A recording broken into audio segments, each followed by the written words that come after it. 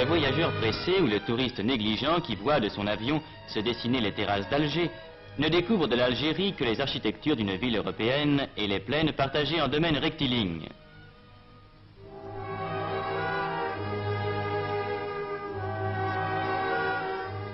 Sur la route, si pareille aux routes de France, il retrouvera les paysages de l'Hérault avec l'immensité de leurs vignobles. Il reconnaîtra dans les villages qu'il traverse de vrais villages français dont l'exotisme n'apparaît qu'au costume des citadins.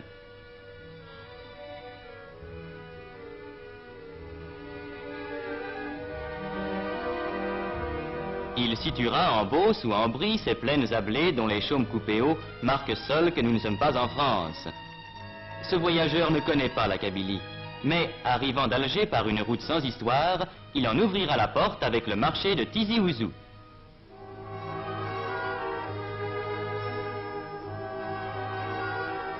Déjà, il aura rencontré par centaines sur la route ces paysans venus de 20 km à la ronde, à pied ou à dos de mulet, poussant leurs bêtes.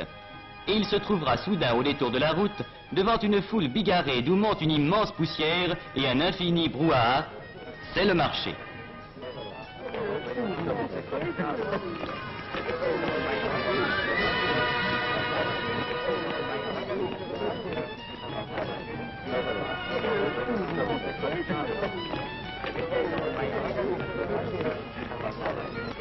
Là, 10 000 hommes peut-être se coudoient au plus près entre les bêtes attachées tête à tête et les échoppes en plein air où les artisans du coin offrent leurs marchandises.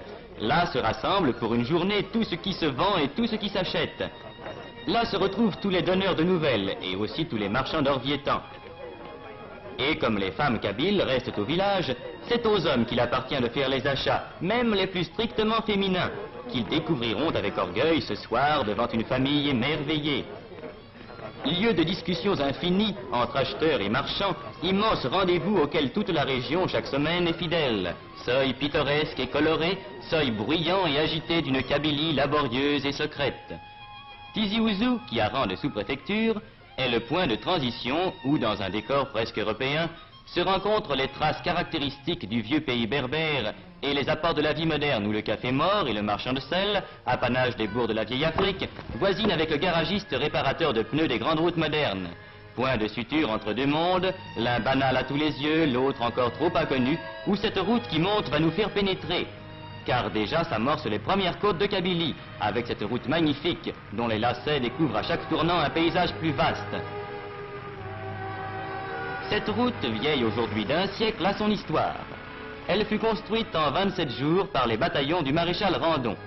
Elle nous mènera à Fort National, l'ancien Fort l'Empereur, la première née des villes françaises en Kabylie, centre aujourd'hui d'une commune de plein exercice et d'une commune mixte qui groupent ensemble près de 90 000 âmes.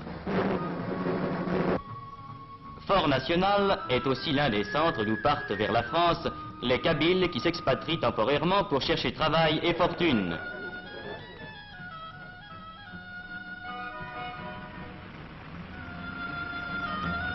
C'est de là que s'en vont ces travailleurs que les mines et les usines françaises emploient volontiers pour leur qualité, laissant au pays les femmes et les vieillards.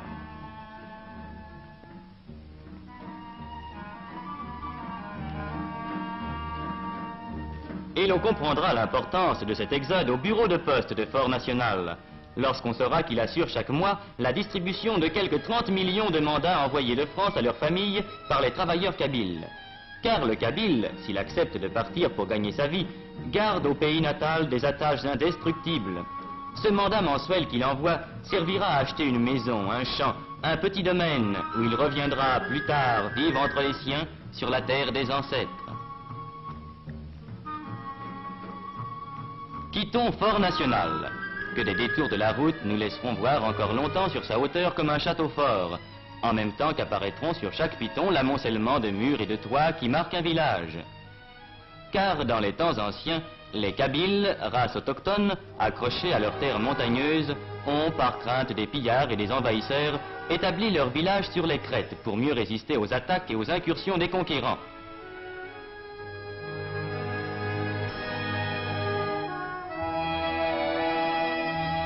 Le sol, abrupt mais verdoyant, permet l'élevage, et il n'est pas de famille qui n'ait ces quelques moutons que garde un petit berger aux yeux rieurs.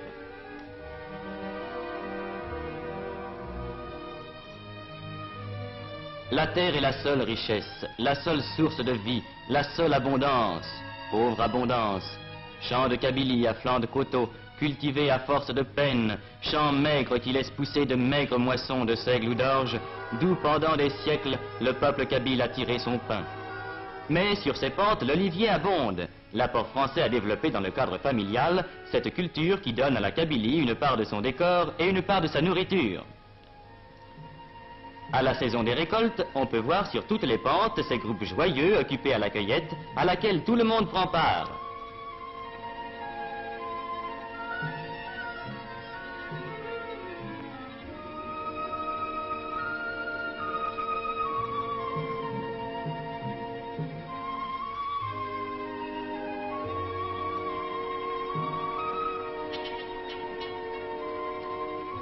Pittoresque kabyle. Il existe encore dans les villages éloignés de ces moulins primitifs, identiques à ceux qu'employaient les vieux berbères que ne purent abattre les Romains. Meules qu'ont remplacé aujourd'hui les moulins modernes, établis depuis une cinquantaine d'années dans les centres, mais qui continuent à verser le chaud liquide jaune d'or qui fera la joie du foyer.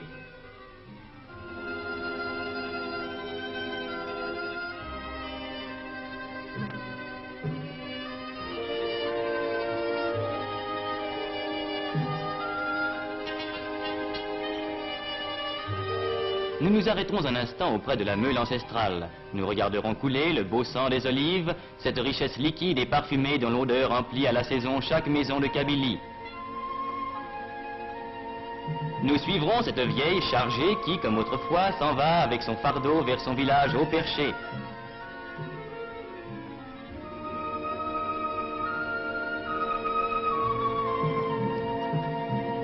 Nous la suivrons sur ces sentiers de chèvres, qui étaient avant la venue des Français les seuls moyens de communication dans ces réduits montagneux, l'imprenable citadelle d'une race indomptable.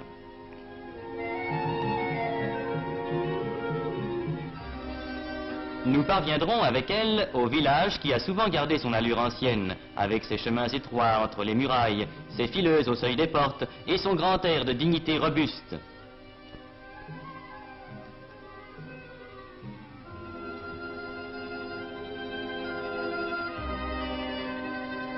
Et nous découvrirons en contrebas, allongeant l'agglomération de la longueur de tant de morts, presque mêlés aux champs, le cimetière sans clôture où dorment depuis des siècles tous ceux qui dans ce même village ont labouré le sol, cueilli l'olive, élevé des mûres et sommeillé à l'ombre des figuiers.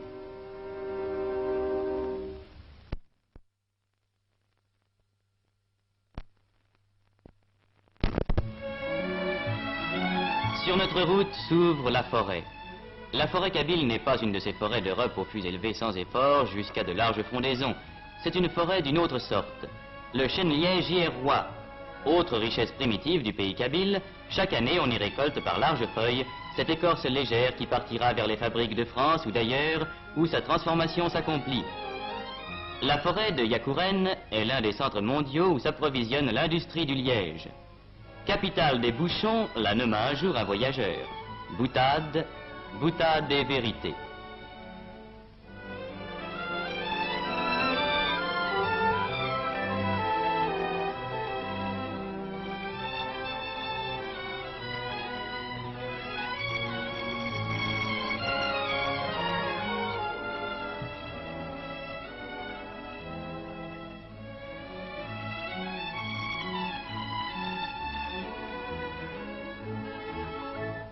Reprenons la route. Par de nouvelles côtes, nous atteindrons Michelet, qui étage ses maisons le long de sa grande rue à 1085 mètres d'altitude, et d'où l'on découvre un paysage montagneux barré au fond par les plus hauts sommets du Djurdjura, les crêtes de la Kouker et la pointe de l'Alla Khadidja. Michelet, chef-lieu d'une commune mixte de 80 000 habitants, règne sur les contreforts de la grande barrière montagneuse. Dernier centre sur la route des montagnes, Michelet aligne le long de ses bâtiments modernes ses spectacles pittoresques et contrastés, le palabre des vieillards et au pied de sa mairie, l'écolier devenu écrivain public.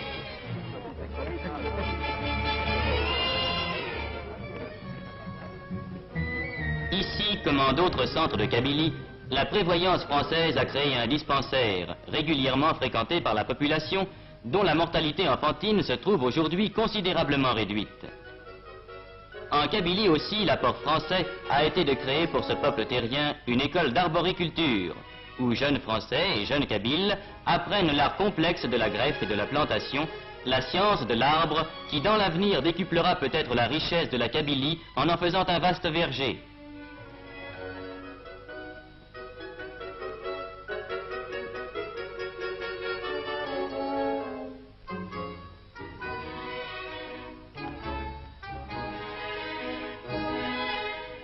C'est près de Michelet que s'élève l'ouvroir d'Aït-Ichem, créé voici 50 ans à la demande du pacha d'Abdesselem et réservé aux fillettes kabyles. Chaque jour on les voit, ces fillettes vêtues de cotonnade à la mode du pays, ces fillettes qui pour la première leçon ont appris la propreté physique, à qui l'on donne en même temps l'instruction et un métier. Car cette école, qui a fait dans tout le pays kabyle la renommée d'Aït-Ichem, est l'une des grandes réussites de l'apport français.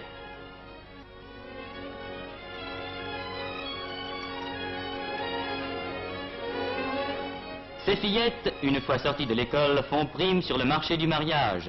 Elles parleront français et sauront, selon les meilleures techniques, tisser ces étoffes et ces tapis d'un dessin subtil et d'un art à la fois primitif et compliqué qui compte parmi les témoignages de l'art berbère.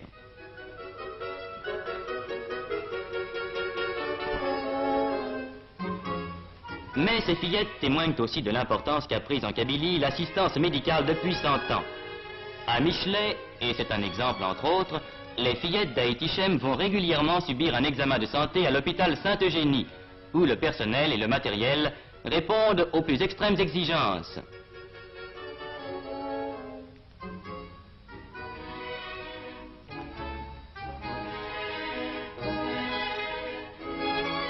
Grâce à ces aménagements sanitaires, la vie kabyle, autrefois menacée par les maladies et la déficience de l'hygiène générale, a pu remonter la pente et s'assurer plus fortement pour l'avenir.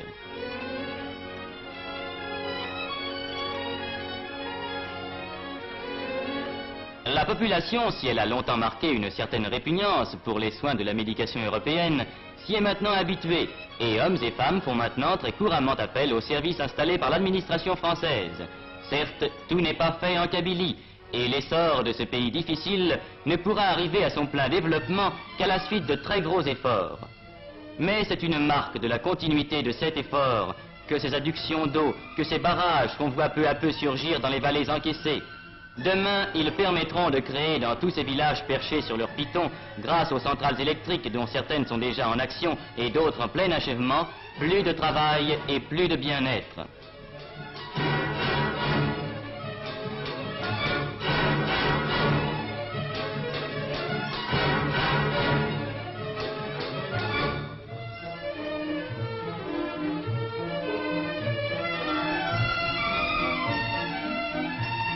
La force électrique donnera du travail et du pain à cette terre peu hospitalière où une race n'a pu vivre qu'à force de volonté.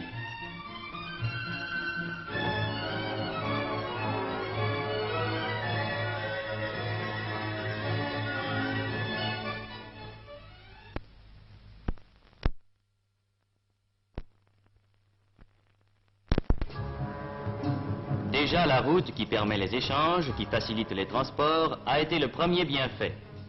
Le Kabyle, enfermé dans ses montagnes et qui n'avait que des sentiers, en connaît maintenant le charme et l'utilité. Grâce à elle, les voisinages sont plus fréquents, les transactions plus commodes. Au pied même du Djurdjura, le marché de Djemma a vu croître ses échanges et sa clientèle habituelle. De bien loin, grâce à la route, affluent à Djemma les bergers des montagnes et les artisans des villages. Au milieu d'une forêt d'oliviers, au bord d'une rivière qui ne tarit jamais, le marché de Djemma mêle la foule bruyante des marchés de tous les pays autour des éventaires pittoresques. Le potier y étale sa vaisselle. Le tailleur y coud son vêtement, dans ce mouvement continuel de marée humaine, au son du marteau du maréchal qui fait des mules à grands coups.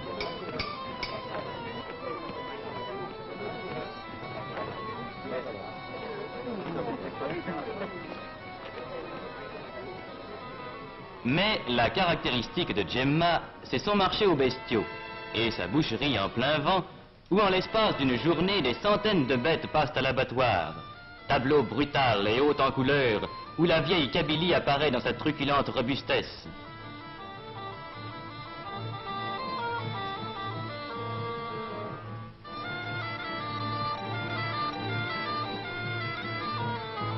C'est là qu'avant le départ, on se régalera d'une brochette savamment découpée, savamment préparée, savamment cuite. Le régal du marché d'Afrique. Et ce sera le soir sur la place vide, l'heure des charognards, ces auxiliaires gratuits de la voirie qui feront place nette. Abandonnons aux charognards le marché de Djemma et poursuivons notre route vers les villages des Béni Yéni. On ne connaîtrait pas la Kabylie sans avoir vu ces 6 villages qui en sont proprement le cœur. Sans doute, depuis l'ère française, les villages ont changé. La dure silhouette du château d'eau qui domine Aït Larba en est le premier témoignage.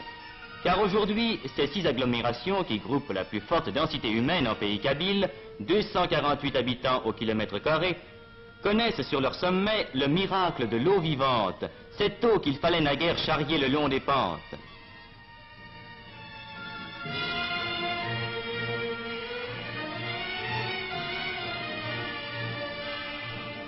Village de Béni Yéni, le centre de l'artisanat kabyle. Il compte surtout, et depuis les temps les plus anciens, une population dont l'évolution intellectuelle et manuelle fut toujours en avance sur celle de leurs frères. Ici, dans chaque maison, un tour ronronne, un marteau teinte, un rabot gronde. Ici, l'orfèvre compose ses lourds bijoux d'argent.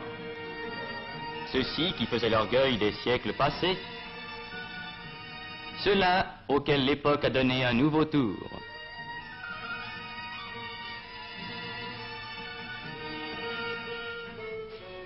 Là, l'ébéniste ajuste ses coffrets délicats incrustés de nacre ou d'ivoire, dont les dessins gardent le caractère d'un art particulier resté pur des apports étrangers.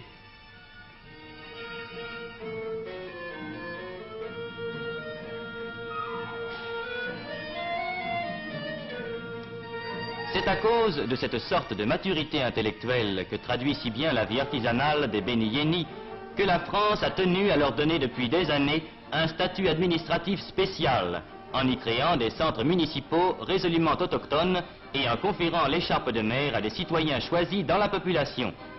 Cette innovation a depuis été grandement élargie, mais ce sera l'orgueil de la Kabylie d'avoir en Afrique du Nord donné les premiers musulmans saints de l'écharpe tricolore. C'est ainsi qu'on peut voir, comme au centre municipal de Tassaf Tougemoun, autour de son maire revenu de Paris après y avoir travaillé des années, un conseil municipal uniquement composé d'enfants du pays, examinant avec compétence les affaires de la commune, réglementant, décidant et statuant avec autorité sur l'administration communale.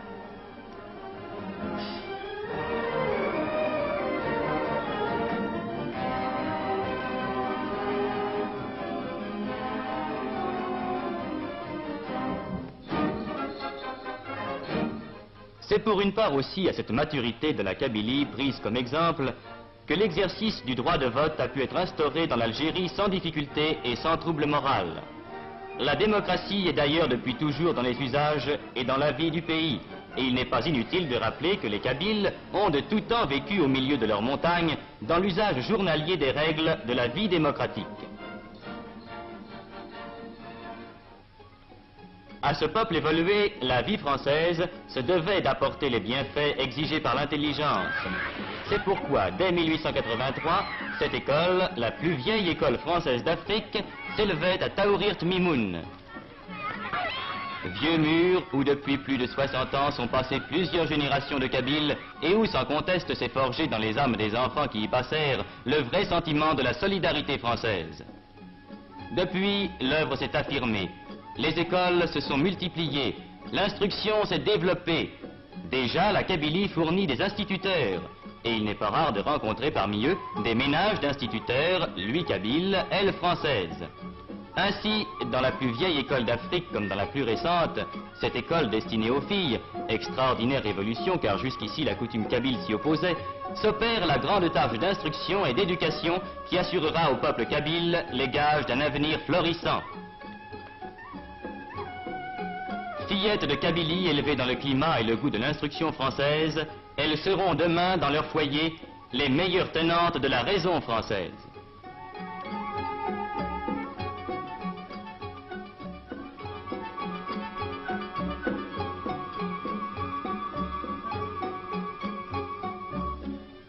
Maintenant, sur cette route qui gravit toujours la montagne, quel dernier spectacle réserve la Kabylie? La végétation se fait plus rare. L'empire du roc et de la pierre nue s'affirme.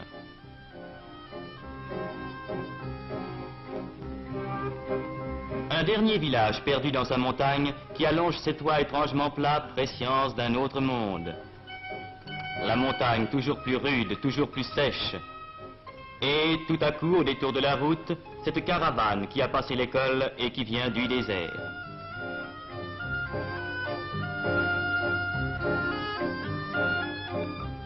Un cèdre soudain poussé en plein rocher et dont la présence signale que nous arrivons à l'altitude de 2000 mètres. Maintenant, c'est seulement le silence, la fin de toute vie, la haute solitude. Nous sommes aux confins du pays kabyle, le Djurdjura bord l'horizon, au-delà commence le sable, le pays sans vie, le grand désert.